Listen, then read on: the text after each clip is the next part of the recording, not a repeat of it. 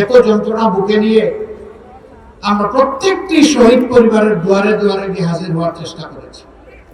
আমরা গিয়ে বলেছি, হে সম্মানিত শহীদ পরিবার, আপনার সন্তান, ভাই, আপনার পিতা কিংবা আপনার স্বামী অথবা আপনার মেয়ের কোরবানির ফসল আজকের এই বাংলাদেশ।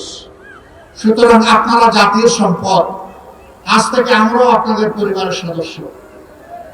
বহু পরিবার নিঃস্ব, কিছুই নেই।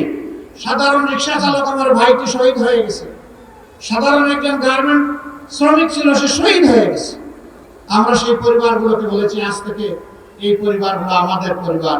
এই পরিবারগুলোকে মোটামুটি স্বস্তিতে চলতে দেওয়ার সমস্ত দায়িত্ব আল্লাহর উপর ভরসা করে আমরা নিলাম।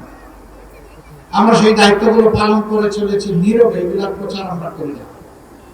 আমরা চাই না কোনো মানুষকে অপমানিত করতে। প্রত্যেকটা মানুষের আত্মসম্মান বোধ, মর্যাদা বোধ আছে। আমি হাটের টাইম হয়ে তাকে পরিচিত করলাম, আর সে আমার এই অনুদান নিচ্ছে, এটা দেখালাম, এটাকে আমরা তার প্রতি অমর্যাদা মনে করি। শহীদ পরিবারকে অমর্যাদা করার অধিকার কারো নেই। আমরা যা করেছি নীরবে করেছি, কাউকে দেখিয়ে করি না।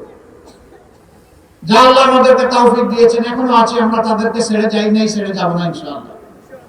সকল শহীদ পরিবারের প্রয়োজন নেই আমাদের কোনো আর্থিক সহযোগিতা নেওয়ার, কিন্তু এইটুকু তাদের অধিকার আছে আমাদের উপর যে তারা আমাদের থেকে শ্রদ্ধা এবং ভালোবাসা পাবে। আমাদের মধ্যে কৃতজ্ঞতা বোধ থাকবে, এটা থাকতেই হবে।